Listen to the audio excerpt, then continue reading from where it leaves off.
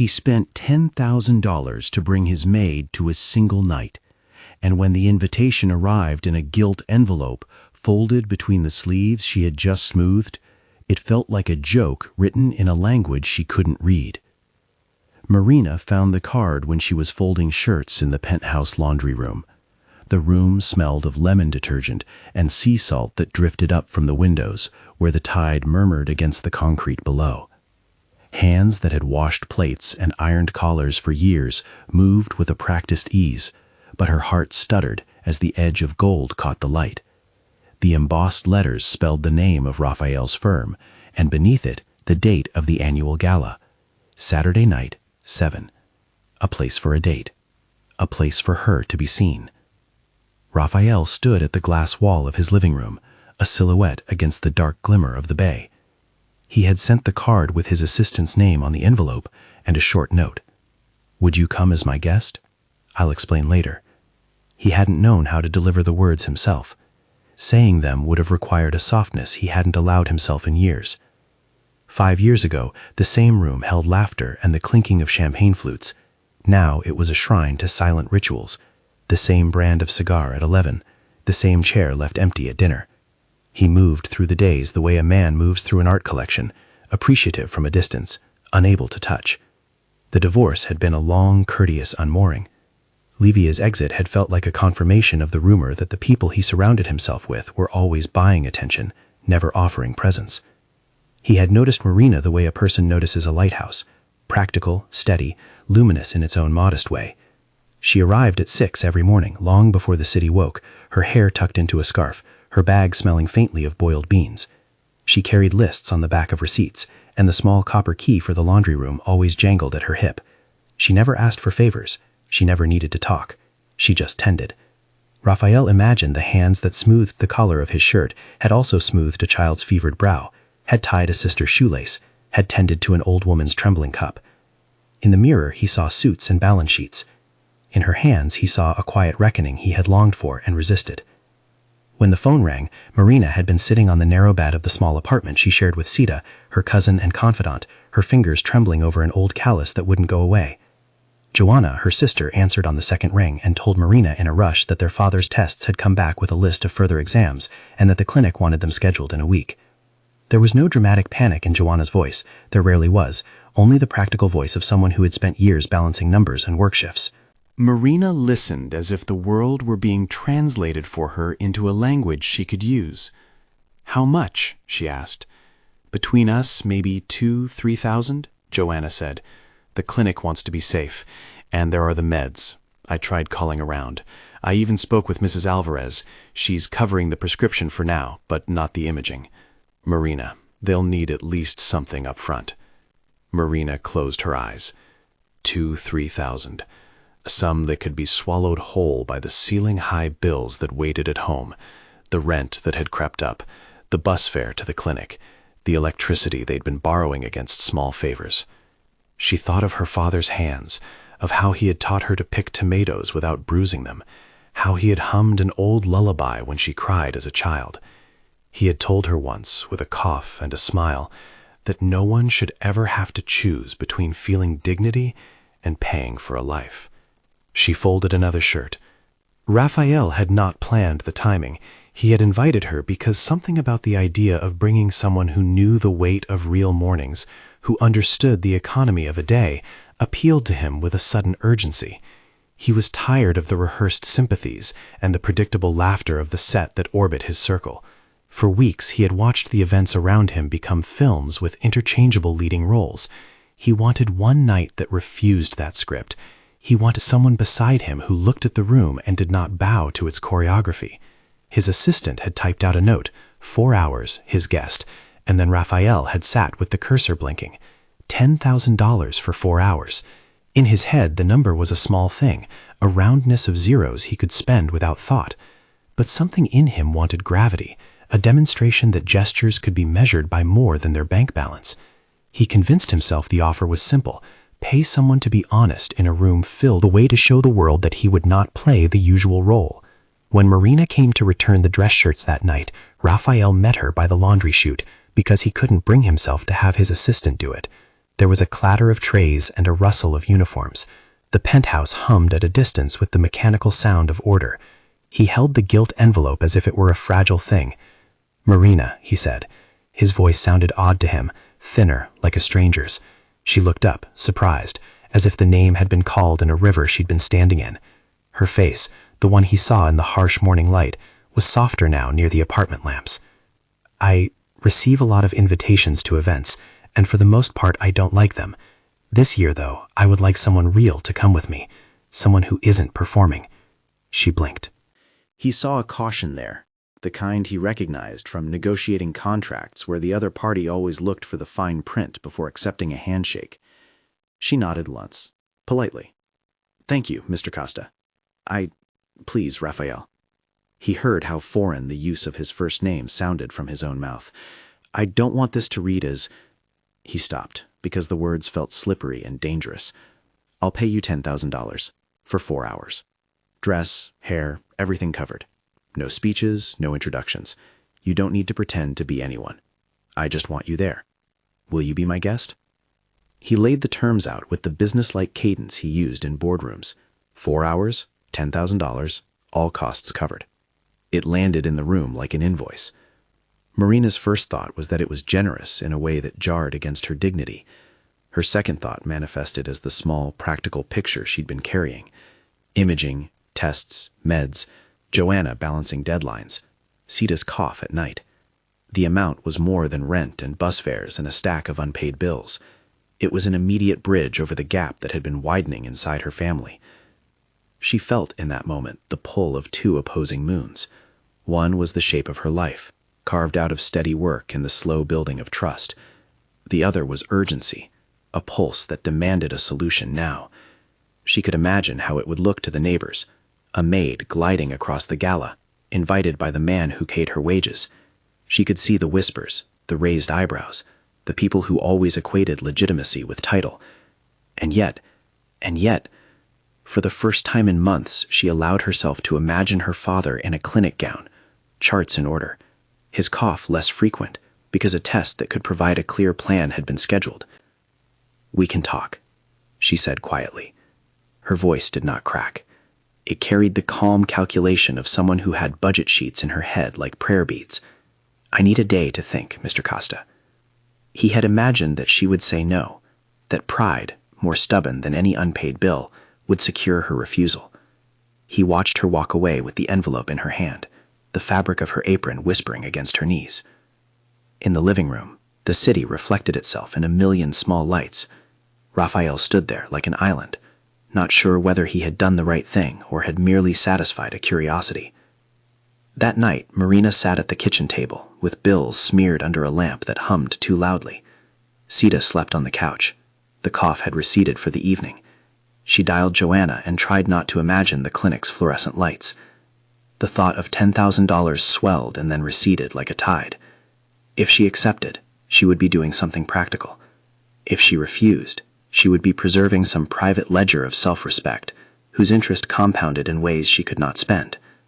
She did not tell Rafael that she had been saving a coin jar for half a year. She did not tell him about the small amount she had been hiding until last month when Sita had needed her help. She kept each piece of information like a key, private, necessary. The decision pressed against her sternum with an almost physical insistence.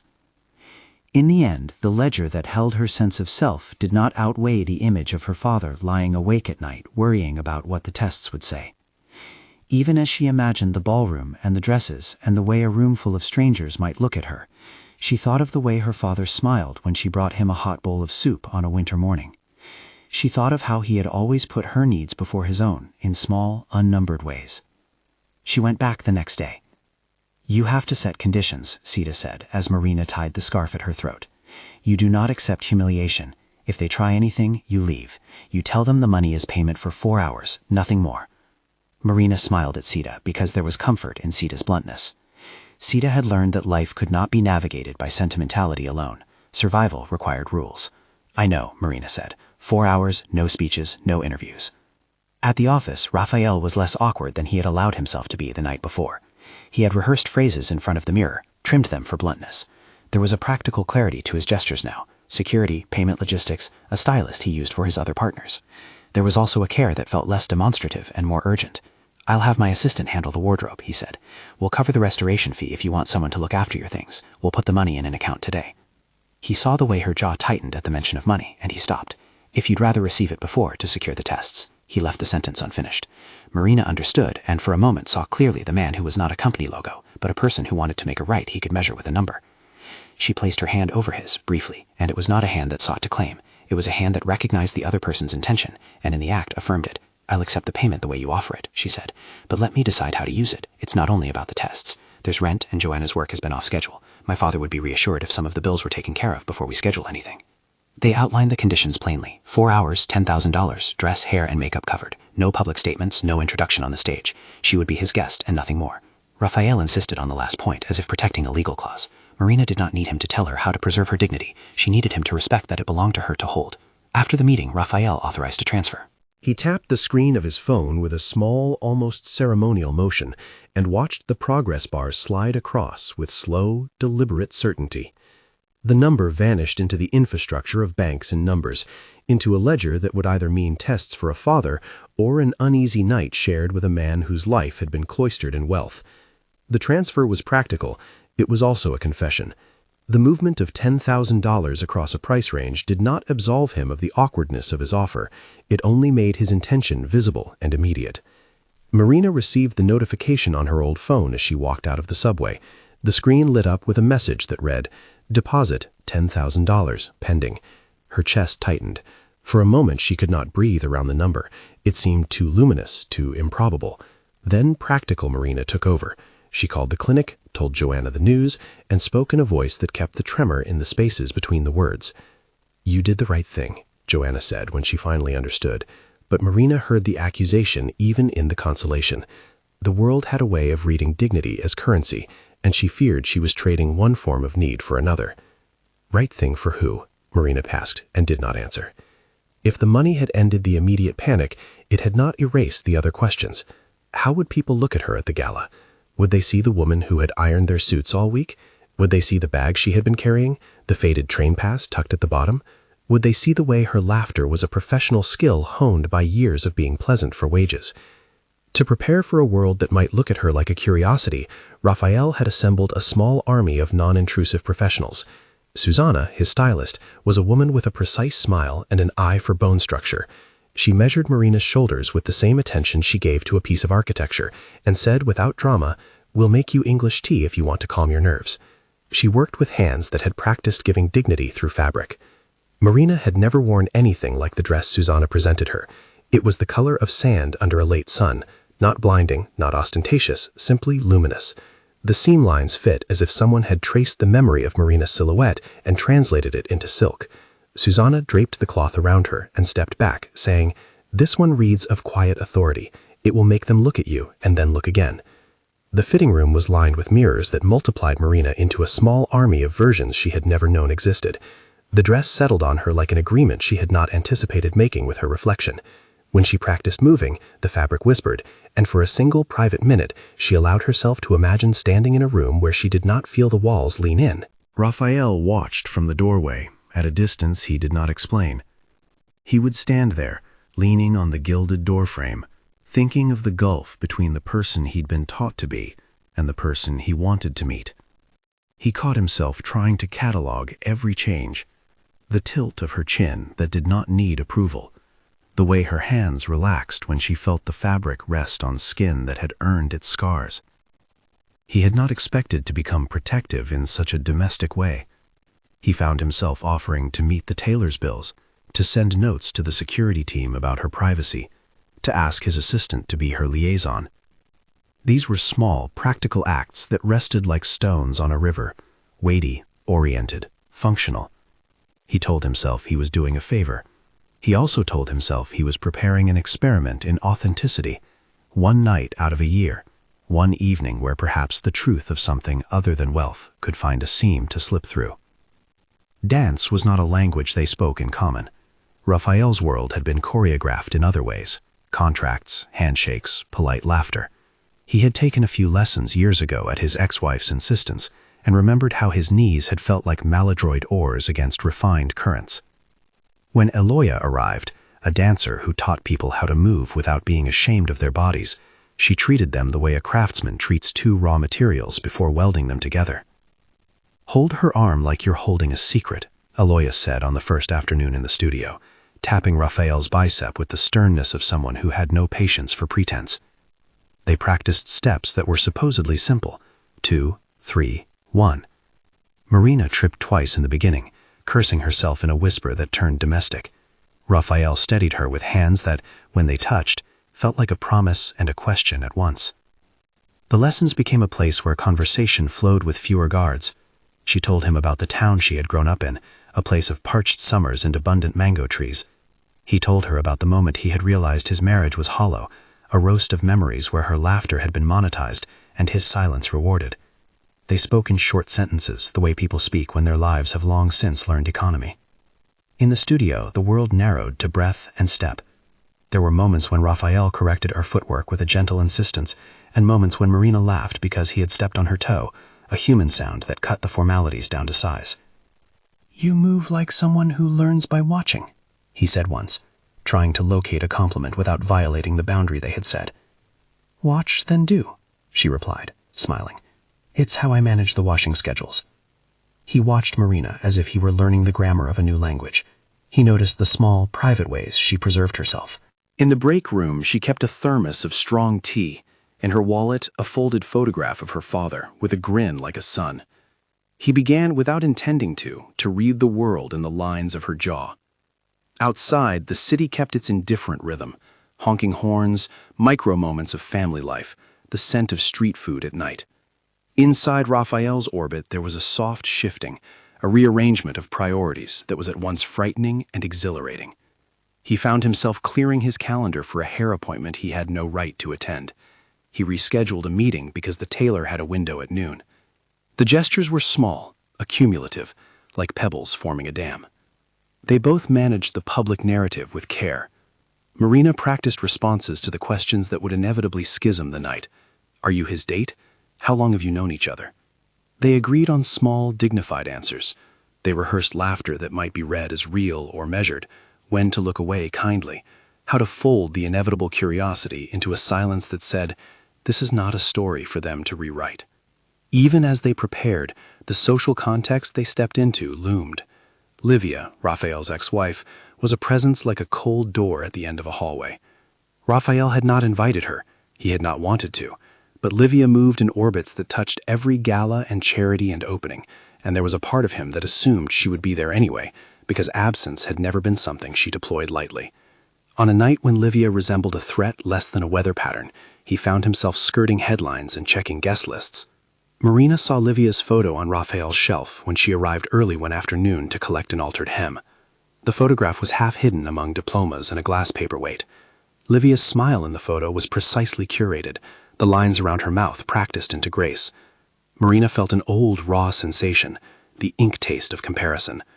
She closed her fingers around the fabric and breathed as though the seam were a lifeline. "You do not have to stay if it is uncomfortable," Rafael said that day, as if reading a line he had written and then erased. He did not mean to offer pity. He meant to offer consent to her agency. She appreciated the phrasing. It kept the power where it belonged, with her. Sita sewed a small, secret pocket in the lining of the dress the night Marina brought it back home. "In case you need to hide something," she said, threading the needle with a precise, sure hand. It was the kind of small, practical magic that families practice for one another when the world gets loud. The pocket was not for glam or theatrics. It was for a receipt, a train card, the paper of a prescription. It was a place to keep the life that would not be erased by silk.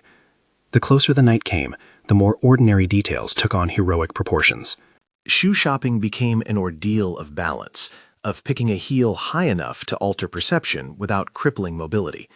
Marina practiced walking in the heels in the kitchen, holding onto the back of a chair like a dancer rehearsing a pirouette at dawn. Her feet complained in ways they had not complained before, raw and human, and she reflected on how footwear is never merely functional. It is a negotiation between aspiration and comfort. Rafael walked with her to the boutique the afternoon they chose her shoes. He did not hold her by the elbow in a way that felt possessive. He matched her stride, as if the act of walking beside someone was itself an offering. When she found a pair that felt like an apology, something that made her posture taller and her breathing slower, he paid without a thought. And then, when she saw how she winced at the price tag, he took a breath and said quietly, "I'll cover the mending. If you need anything else, tell me." She waited as his words sank in. They had an economy of their own. She did not want to be bought. She wanted the freedom that the sum represented. She wanted a chance to choose. "Thank you," she said. Her thanks was a small, contained thing, not a surrender, but an acknowledgement. When the dress was nearly ready, Susanna suggested hair that would not be fashion so much as shield, a style that would survive the wind by the bay and the fussy lights of a ballroom. The makeup chosen was not a mask, but a translation. She wanted Marina to look like someone who had always been there, who had a private source of light. The boutique smelled of hairspray and lemons, and a kind of calm that felt like someone promising not to steal what was not theirs. Rehearsals and fittings blurred into a rhythm that felt dangerously like intimacy. They ate dinners at odd hours. Rafael learned how Marina liked her coffee, and that she could never give it up entirely on weekdays.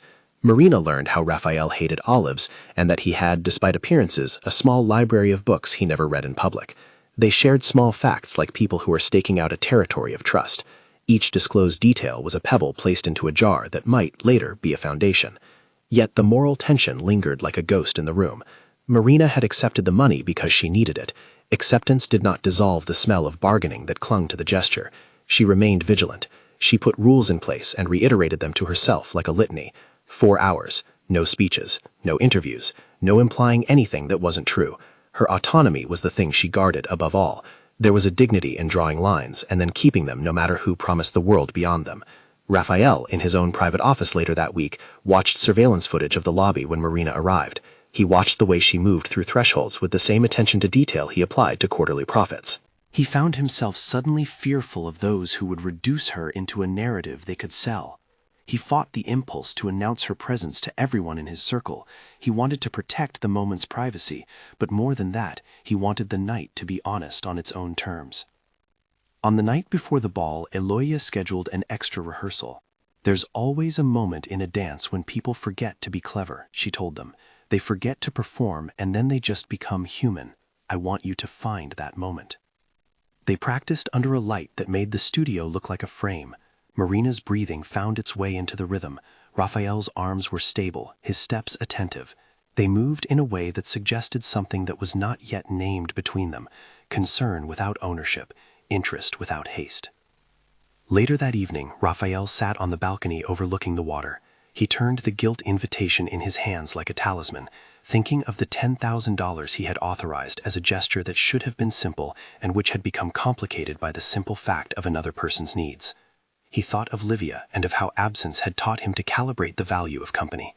He thought of the way Marina's laughter had reached him across the studio like light through a blind. Marina, in her small apartment, lay awake and fingered the seam Sita had sewn.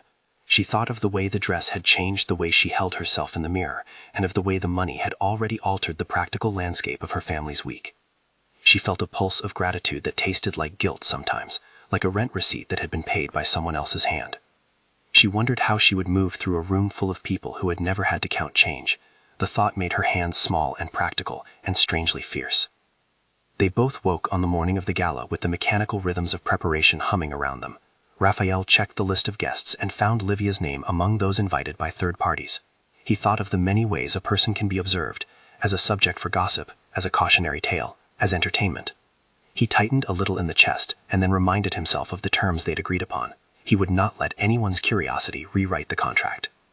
Marina, meanwhile, paced the little apartment and then sat down to make a list. She wrote, "Phone off at 9, exit through the service entrance if necessary, keep the back pocket with the medical receipts." She rehearsed the lines they had practiced for interviews. She focused on the small things she could control: posture, breath, response. Control, she had learned, was a kind of dignity.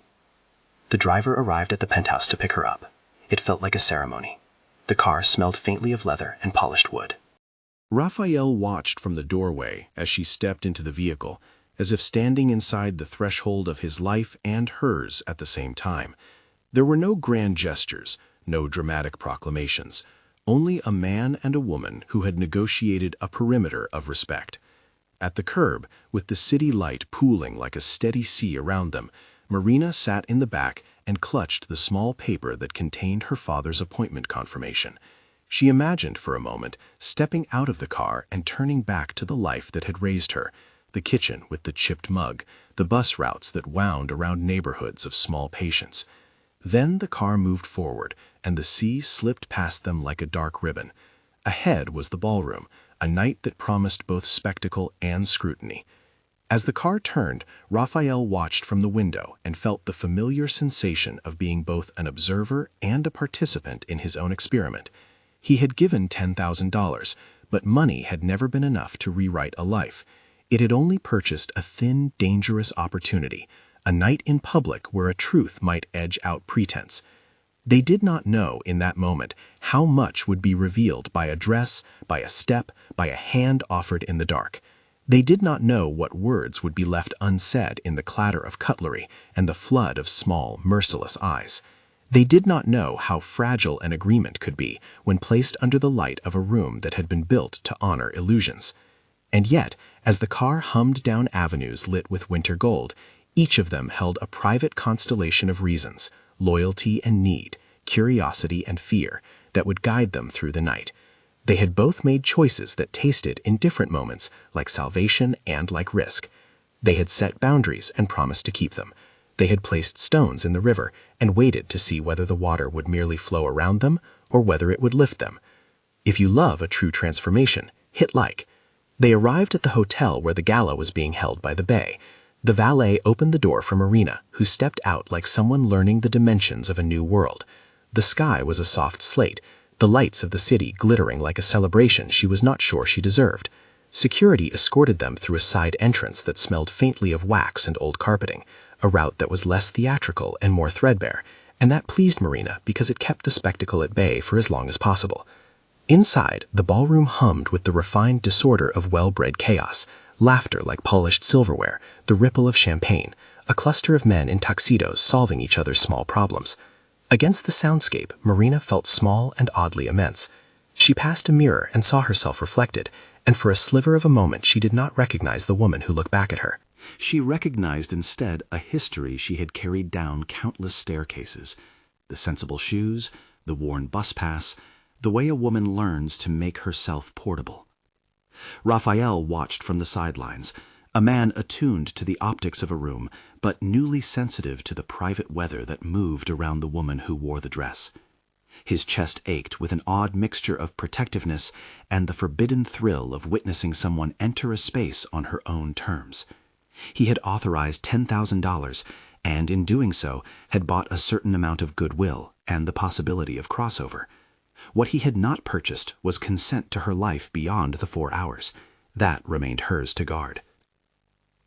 They stood at the edge of the ballroom like two small islands, one tempered by wealth and taste, the other by resilience and necessity, and in the space between them hung a fragile possibility, that a night could be exactly what it promised, and also utterly transform the variables that had carried them up to its threshold. The music thinned to a hush for an award. Someone announced a speech, and in that pause the world tilted, just enough to notice them. The music thinned to a hush for an award.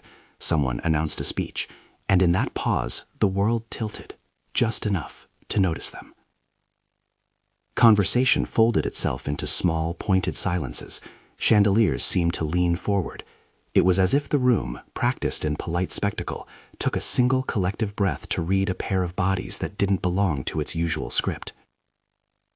Marina felt every pair of eyes as if they were little weights. She stood with a drink she had not tasted, palms warm and damp. The silk of her dress made a soft, unfamiliar sound against her thigh with each controlled movement. The hush amplified the sound of her own breath. She had rehearsed answers to questions, practiced a certain easy laugh, mapped exits and safe words, yet all the rehearsals collapsed into the simple first-person fact of being present. Presence, she thought, had a weight she had not expected. Livia moved through that weight like someone who had been given the gallery and the right to appraise art. She arrived with the quiet certainty of an heirloom, an arranged smile, a hand that, when it came to rest on an elbow, performed the ownership of proximity. Her gown cut across the room like polished glass. She had the hubris of someone for whom absence had been a carefully calibrated performance. When she saw Marina, her expression shifted, for the briefest second, through an almost imperceptible change, like a photograph developing in slow motion. Recognition, then calculation, then an almost theatrical surprise. "You look different," Livia said loud enough for the people around them to hear. Her tone was sugared, the kind that leaves a tiny sting. Marina held the smile they had practiced, simple, contained, and kept her voice steady. "Thank you, Livia," she said. It was the kind of answer designed to dampen a storm. Rafael watched the exchange. The small tilt of his jaw, the only outward sign that the remark had landed like a stone. Livia's eyes flicked to the crowd, to the ripple of curiosity radiating outward, and then she lifted a glass as a gesture of an unspoken accusation. See what money can do. "Well, the world is full of surprises," she added, performing a sympathy she reserved for people who needed her approval and could pay for it. There were titters and discreet phone cameras, the cheap predator lights that live backstage at every gala. An acquaintance murmured something, a phrase about social climbing that was meant to be witty and kind. Marina felt it all, the cataloging and the scent of judgment, but she also felt the quiet solidity of Rafael's hand at the small of her back, an orientation rather than a possession. He did not pull her close, he placed himself beside her in a way that said, "This is not yours to narrate." "You look lovely, Marina," he said, simple and true. His voice conveyed no contest, it conveyed acknowledgement. In its steadiness was a kind of shelter. Livia pursed her lips and moved on like a tide changing direction. The moment could have dissolved into 1,000 small humiliations, gossip, an embroidered story that would grow teeth on some social feed, but the room, for once, lacked a chorus to the cruelty. A few people leaned in to gossip, but there was also the faint rustle of curiosity that had nothing to do with malice, some genuine wonder, some recognition that a person had crossed into a moment they were not used to witnessing. The first course arrived with the clatter of silver, and the room resumed its business like an organism resetting its systems. Rafael and Marina were seated near the far end of the floor, a place that allowed both to watch and to be visible. The music began again, a string quartet that folded under the hum of voices. Rafael kept an easy, non-performative attention on his plate. He chewed when the mood required, listened when it asked for it. And when the orchestra slid into a lighter, waltz-suggestive tempo, Eloia tapped his sleeve. "It's time," she said, the word a small command to which both had already consented. They rose with the practiced ease of people who had learned to follow cues. As they moved to the dance floor, the room made space in a polite ellipse. Marina's hands were steady on Rafael's shoulders. Rafael's hand rested at the small of her back, as he had taught himself to do in afternoons of rehearsal. Steps they had practiced under studio lights, translated into a version that fit a crowded floor. The timing breathed, the two beat one, her head lifted a fraction, his hand found the correct line. They turned, and there, beneath the soft wash of light, the world blurred into the small physics of two bodies. The clink of glasses retreated. Marina felt herself become less of an object under scrutiny and more of an agent in motion. The movement itself reclaimed her, step by step. When Rafael guided her through a turn she could do well, the space between them felt less like a purchase and more like a discovery. "Are you all right?" he asked near her ear. She could have said 1,000 things, answers she had prepared about dignity and money, a lecture about autonomy. Instead, she said what was true and immediate. "I'm nervous." "That's allowed," he replied, and his voice had the rough kindness of someone who had learned to say small safeties. "You don't have to do anything you didn't agree to." For a moment, the music and the bodies and the chandeliers narrowed down to the rhythm of a conversation that meant no one but them. She told him a detail she had not said aloud before. When she was a girl, she used to stand in the kitchen and spin slowly, pretending the floor was a stage. It had been a private pleasure. He said, in turn, something that surprised him and ticked at an old guilt, that the silence of his home after the divorce had taught him to listen to small sounds, someone's shoe tie, the way laughter tucks into the throat, a confession that still felt like an apology. They completed the sequence, and there was a subtle shift. The crowd's attention, which had hampered like a tide, softened into recognition of something oddly unentertaining, two people allowing each other weight without reducing it. Marina's chest loosened. She did not forget the terms of the evening. She did not forget the contour of the money that had made it possible. But for the time being, The dance was its own contract. Halfway through, someone from Rafael's orbit, a friend who had a reputation for casual candor, rose and offered a small, stage-designed compliment to the hosts. The applause was polite and perfunctory, and as the spotlight moved, a row of camera phones flashed toward them. Marina felt the heat of lenses. She also felt the steadiness of Rafael's hand in the small of her back, as if the presence of cameras made his promise more real. He would not let the narrative be flattened by the spectacle. Later, as the night sipped toward its middle hours, a hush fell again, not for awards this time, but for the soft hush that accompanies private conversation in public. They retreated toward one of the quieter alcoves, a place where the music was an echo and the walls protected conversation. Rafael's face had the fatigue of someone who had held his composure tightly. Marina's cheeks were flushed, a combination of perfume and exertion and the odd exhilaration that comes from being seen. "You handled her well," he said. "Handled feels strange to me," she replied with a small, careful smile. "I prefer stood my ground." He laughed, a tiny, relieved sound. "Point taken. You stood your ground and looked, frankly, mesmerizing." She looked at him then, really looked, and saw in his pupil the jumble of something uncomplicatedly human, regret, curiosity, and perhaps a hunger to make amends for the ways he had once been complicit in a commerce of attention. "Rafael," she said suddenly, the world narrowing to the warmth of the alcove, "about the money." He inhaled. It was a subject both of them had sidestepped with professional clarity and private unease. "I know it's difficult," he said. I thought I was doing a practical thing. I didn't expect—" He broke off, because the admission of not expecting the moral consequences felt both vulnerable and necessary. "I'm sorry if it felt like an attempt to buy more than your time." "It felt," Marina answered slowly, "like a solution for a week and a test for the rest." She measured the words like someone sorting coins. "It bought the appointment with the clinic, it paid for the imaging. It didn't buy me goodwill, and it shouldn't have, but we also agreed to terms, and I have kept to them." "You kept your conditions," he said, "and you made me keep mine." The conversation drifted into silence that was not empty. They had both done their best to place guardrails around a fragile thing, money as tool, not as author.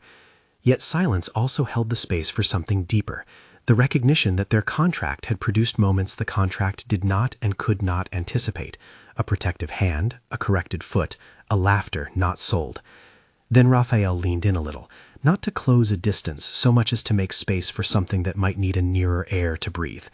"I want you to know," he said, "I had the transfer completed earlier in the week.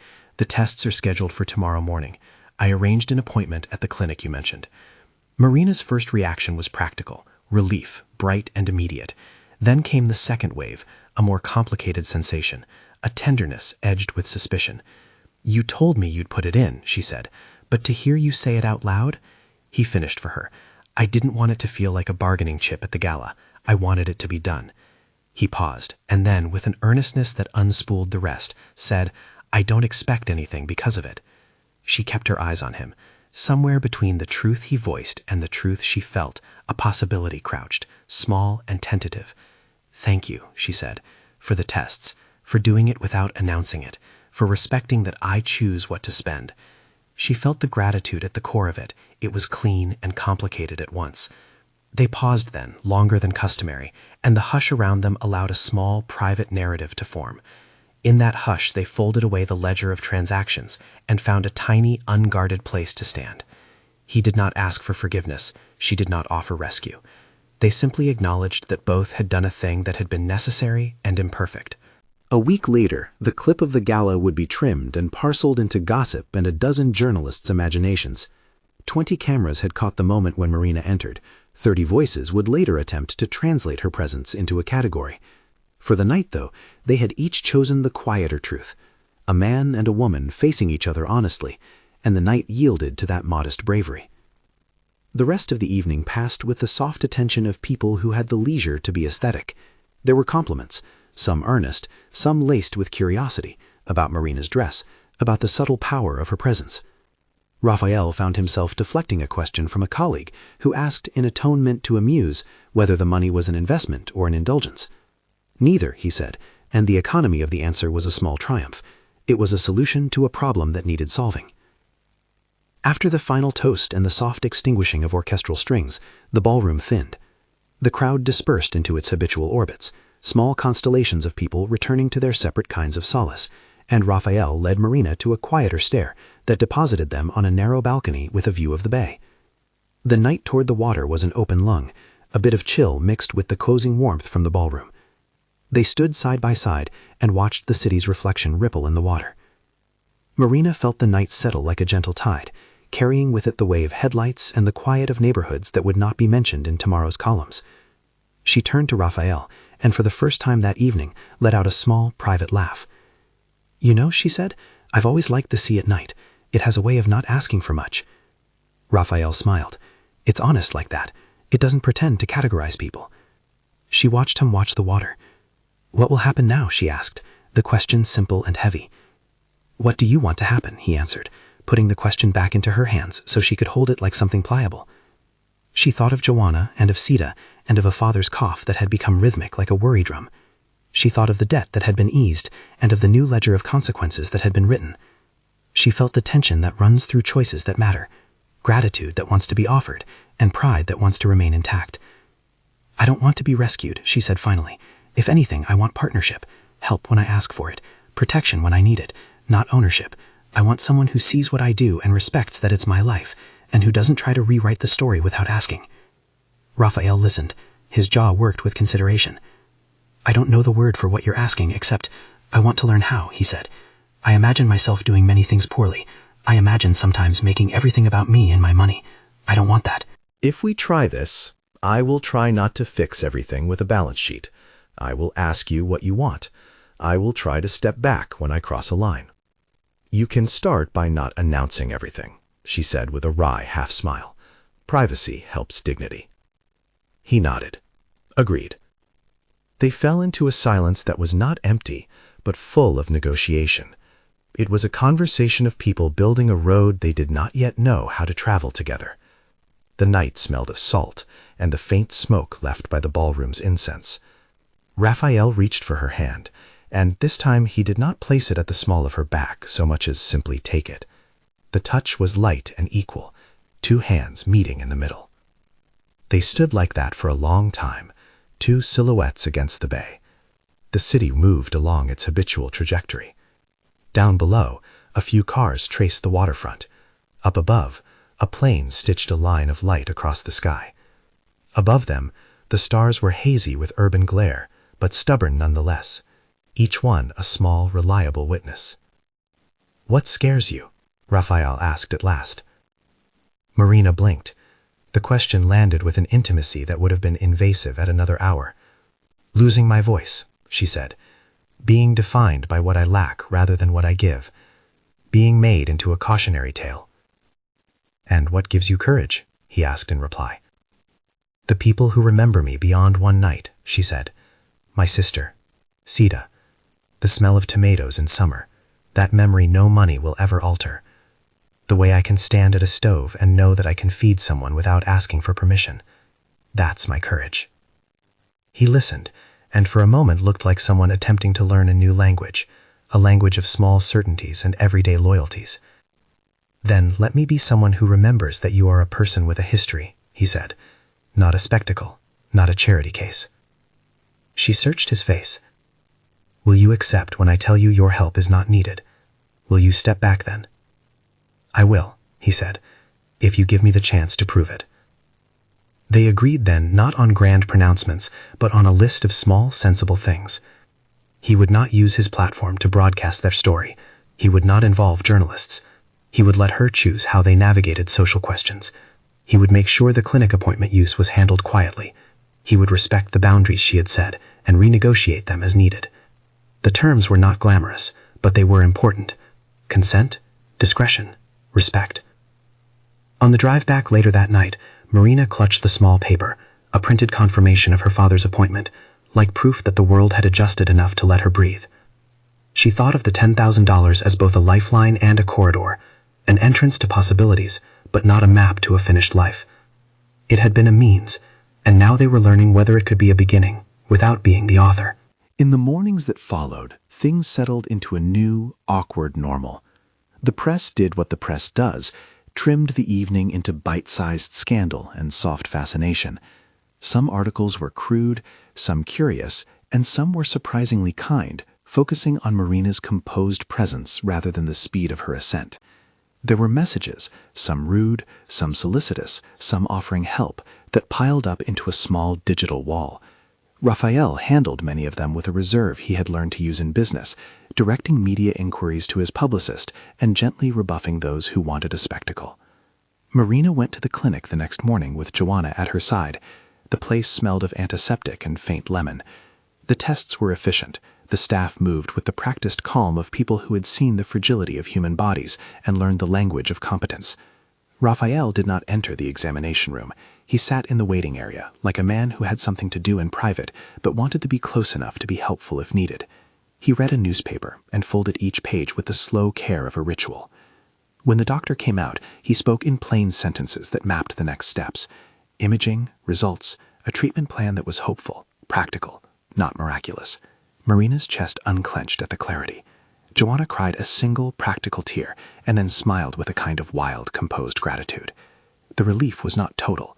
No miracle had occurred, but it was enough to plan sensible next moves.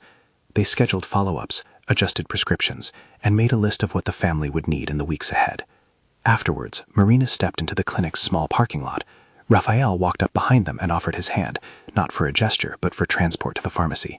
She accepted. In the car, he asked, softly, if there was anything else to be done. She shook her head and then, after a beat, said, "Leave the bills with Joanna. She'll sort it." The efficiency of it pleased him, a plan that kept her at the center. That evening, back in his penthouse, Rafael caught himself looking at a photograph of his ex-wife that he had never removed from a shelf. He did not know whether the new thing he wanted would be enough, whether Marina and he would weather the world's appetite for story. But he had learned something in a week of rehearsals and a night on the dance floor. Instincts can be relearned. People can make better offerings if they pay attention to what they take. Weeks passed in a slow accretion of small moments that counted. Rafael learned to sit through Joanna's logistical anxieties without offering to fix them in a headline. Marina learned to accept help that arrived without fanfare. Sita sewed a new lining into a coat for Rafael's housekeeper because, as she explained, people do better with pockets.